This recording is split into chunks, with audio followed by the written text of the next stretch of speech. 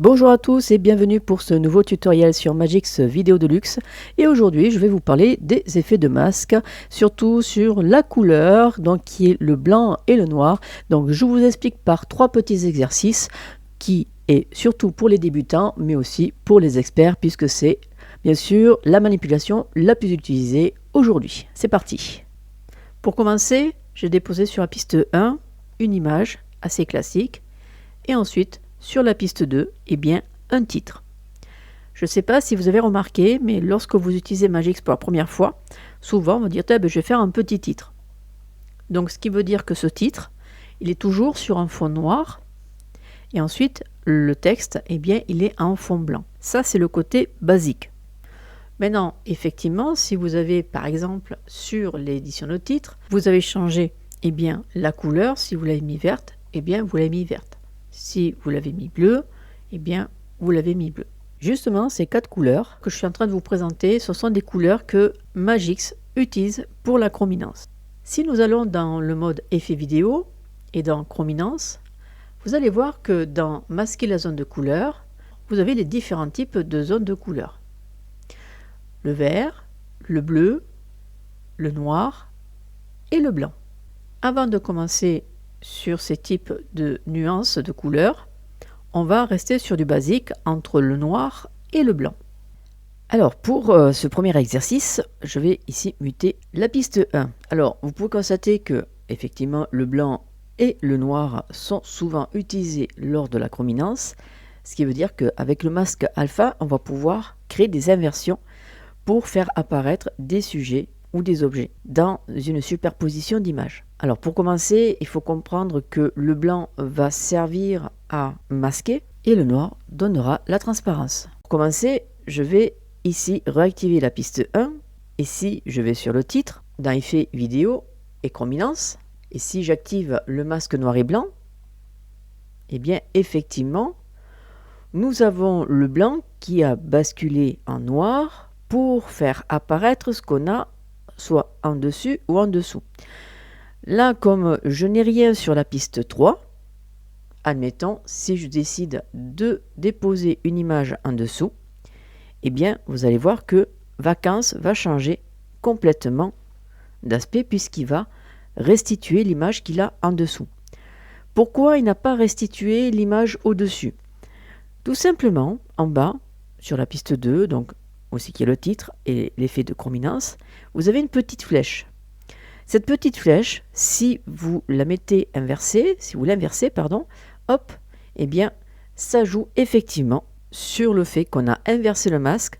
Donc le masque dessus va servir à donner une nouvelle couleur au niveau du titre, ce qui veut dire que c'est l'arrière-plan, donc de la piste 3 qui apparaît. Maintenant, je vais vous apprendre à diviser une image grâce au masque alpha. Alors comment on fait?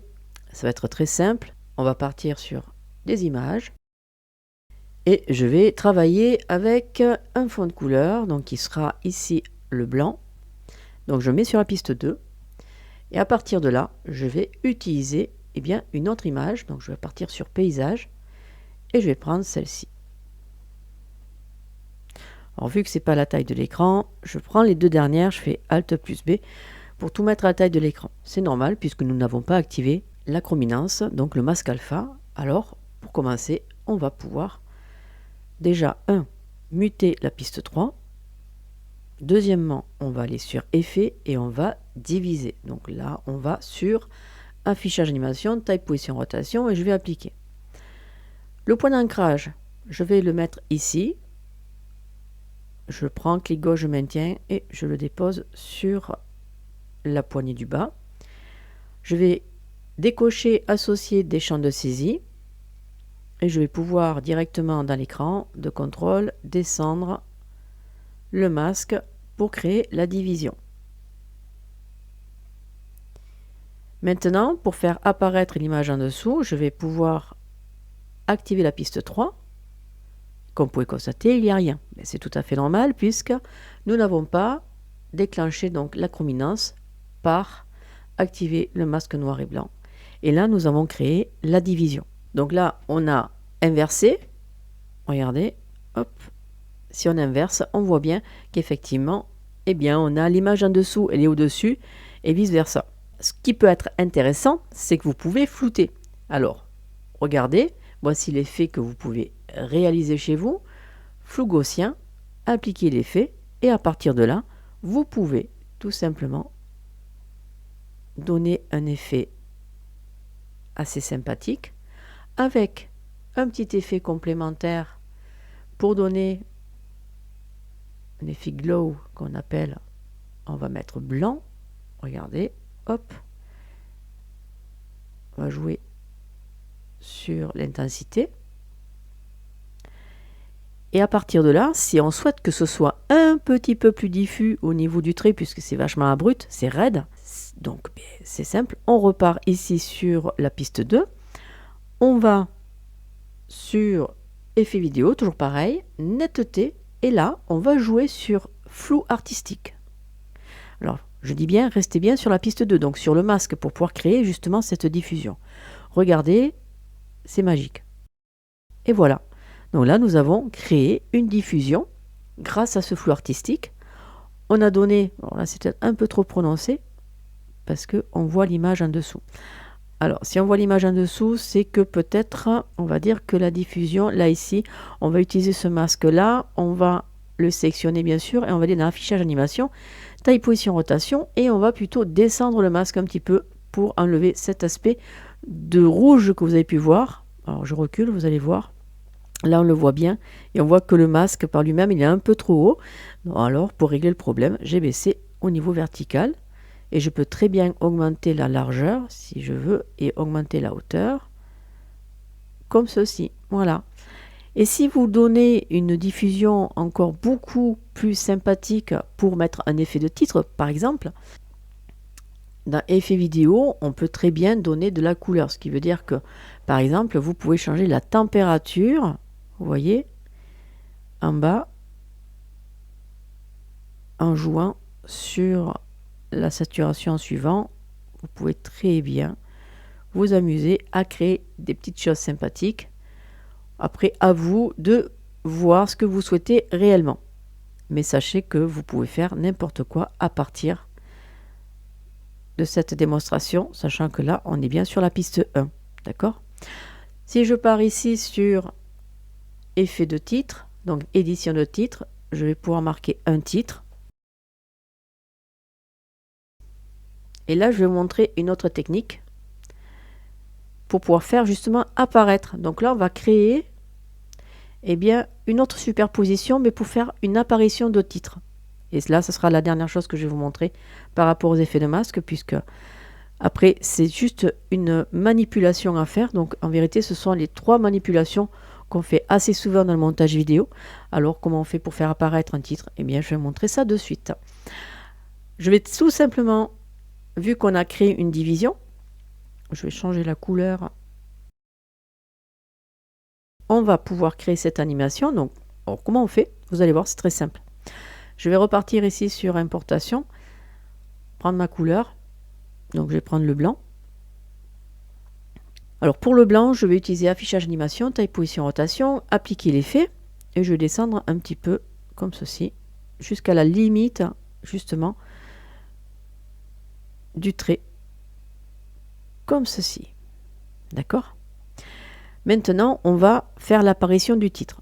Alors, je vais repartir sur la piste 4, donc c'est là où il y a le texte, et je vais utiliser la timeline des keyframes. Donc, vous ouvrez le petit chevron ici, et là où se trouve le titre, je vais déjà créer une keyframe de fin.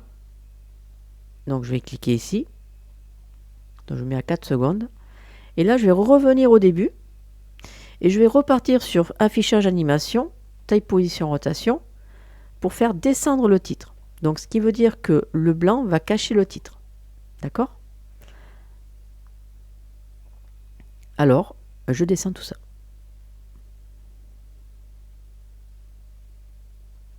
Bien.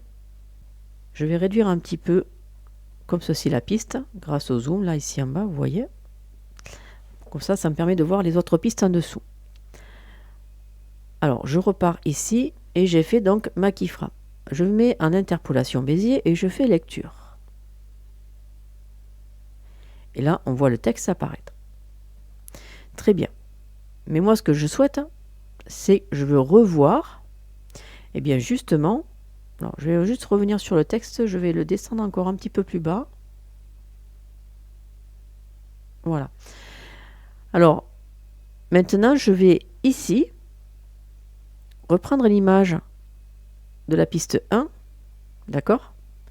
Et je vais tout simplement faire un copier où je vais dupliquer avec le D et je vais mettre en dessous. Alors bien sûr, ça ne fonctionne pas, c'est normal. Pourquoi? Parce qu'il faut que je rebascule ici, donc la piste 5, grâce à l'effet de chrominance. Je vais pouvoir activer le masque et revenir, comme vous avez pu le remarquer, à ce que nous avons fait tout à l'heure. Mais par contre, on n'a pas la diffusion. Alors c'est pareil, vous revenez ici sur la piste 5 et on va redonner la diffusion du trait grâce à la netteté et avec le flou artistique. Alors pas trop parce qu'on risque de voir le titre. C'est pour ça que j'ai descendu volontairement un peu plus bas le titre. Je ne sais pas si vous avez fait attention tout à l'heure. Regardez, l'animation se trouve juste en dessous du floutage. Donc si on regarde bien, si on fait lecture, eh bien on va voir le titre qui apparaît. Et voilà, donc là vous avez fait votre première apparition de titre. Eh bien, ce tutoriel est terminé. Cet effet de masque était surtout sur le blanc et le noir. Donc, vous avez très bien compris que le blanc servait simplement à cacher et le noir à faire la transparence. Et sur le prochain tutoriel, je vais vous parler donc masquer la zone de couleur, donc de la chrominance, ce qui va nous permettre de faire de l'incrustation d'objets dans une vidéo ou dans une image fixe. Et je vous dis à bientôt parce qu'il est en cours de réalisation. Bye bye les amis.